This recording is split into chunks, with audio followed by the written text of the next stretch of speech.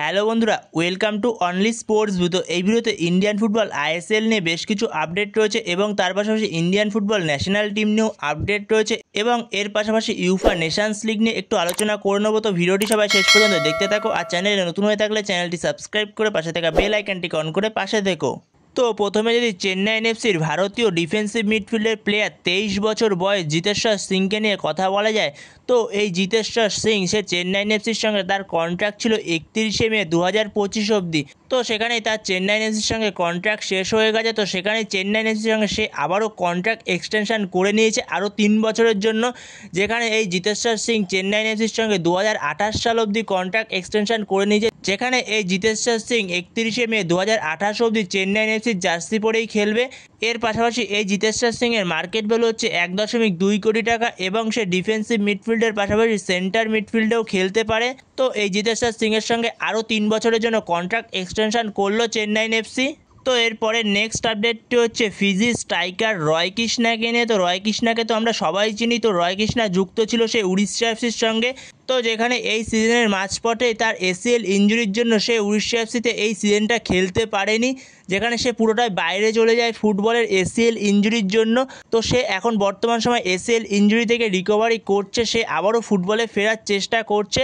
তো সেখানে তার বয়স হয়ে গেছে 37 বছর, তো সেই কারণেই তার ফিরতে কিছুটা সময় লাগছে। তো সেখানেই উড়িষ্যা এফসি তাকে অফিসিয়ালি থ্যাংক ইউ জানিয়ে দিল।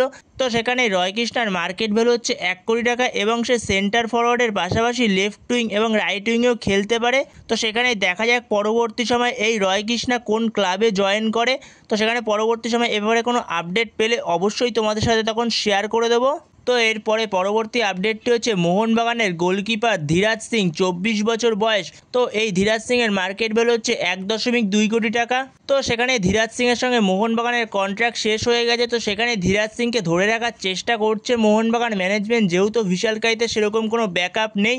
তো সেই কারণে ধীরাজ সিংকে ধরে রাখার চেষ্টা করছে। তো সেখানে ধীরাজ সিং সেই থাকতে চাইছে না মোহনবাগানে, যেহেতু সে ঠিকঠাক গেম টাইম পাচ্ছে না। তো সেই কারণে সে থাকতে চাইছে না মোহনবাগানে। তো সেখানে এই ধীরাজ সিংয়ের কাছে আদার্স আইএসএল ক্লাবেরও অফার রয়েছে এবং আইএসএলের বাইরে বিদেশের ক্লাবেরও অফার রয়েছে, এর আগে জানিয়েছিলাম। তো সেখানে আইএসএলের একটা ক্লাবের এখন সবথেকে বেশি ইন্টারেস্ট রয়েছে এই ধীরাজ সিংয়ের প্রতি। তো সেই ক্লাবটা হলো পাঞ্জাব এফসি। তো পাঞ্জাব এফসির সঙ্গে ভালো রকমই কথাবার্তা চলছে ধীরাজ সিংয়ের। হয়তো খুব শিগগিরই আমরা পাঞ্জাব এফসি জার্সিতে হয়তো দেখতে চলেছি ধীরাজ সিংকে। তো সব কিছু ঠিকঠাক থাকলে হয়তো ধীরাজ সিংকে আমরা পাঞ্জাব এফসি জার্সিতে পরের মরশুমে খেলতে দেখতে পারবো। তো সেখানে দেখা যাক পরবর্তী সময় এই ডিল নিয়ে কী খবর বেরিয়ে আসে। তো পরবর্তী সময় আপডেট পাওয়া গেলে অবশ্যই তোমাদের সাথে তখন শেয়ার করে দেবো। তো এর পরবর্তী আপডেটটি হচ্ছে ইন্ডিয়ান ফুটবল ন্যাশনাল টিমকে নিয়ে। তো ইন্ডিয়ান ফুটবল ন্যাশনাল টিমের অবস্থা খুবই খারাপ। তো যেখানে কালকে ইন্ডিয়ান ফুটবল ন্যাশনাল টিমের ম্যাচ ছিল থাইল্যান্ডের সঙ্গে, একটা ফ্রেন্ডলি ম্যাচ ছিল, যেখানে এএফসি এশিয়ান কাপ কোয়ালিফিকেশনের ম্যাচ খেলতে নামবে 10 তারিখ হংকংয়ের সঙ্গে। তো সেখানে তার আগে ইন্ডিয়ান ন্যাশনাল টিম তারা একটা ফ্রেন্ডলি ম্যাচ খেলো থাইল্যান্ডের সঙ্গে, যেখানে 2-0 গোলে হেরেছে ম্যাচটা ইন্ডিয়ান ন্যাশনাল টিম। তো ইন্ডিয়ান ন্যাশনাল টিমের অবস্থা খুবই খারাপ, রোকার আন্ডারেও খুবই খারাপ ইন্ডিয়ান ন্যাশনাল টিমের অবস্থা, যেখানে রোকা সাহাল আব্দুল সামাদকে টিমে রাখেনি, এছাড়া ব্র্যান্ডন ফার্নান্ডেসকে তাকে ফার্স্ট 11-এ চান্সই দেয়নি। তো সেখানে জঘন্য লাইন আপস নামিয়েছিল, যেখানে আশিক কুরনানের খেলার কথা লেফট উইংয়ে, তো তাকে ভুল জায়গায় খেলাচ্ছিল, মাঝে মধ্যে অ্যাটাকিং মিডফিল্ডার, কোনো সময় সেন্টার ফরওয়ার্ড, তো ভুলভাল জায়গায় খেলাচ্ছিল। তো সেখানে খুব সমস্যার মধ্যে রয়েছে ইন্ডিয়ান ন্যাশনাল টিম। তো সেখানে যত শীঘ্রই সম্ভব এই সমস্যা ঠিক করা দরকার, না হলে এএফসি এশিয়ান কাপ কোয়ালিফিকেশনে খুবই সমস্যা হবে।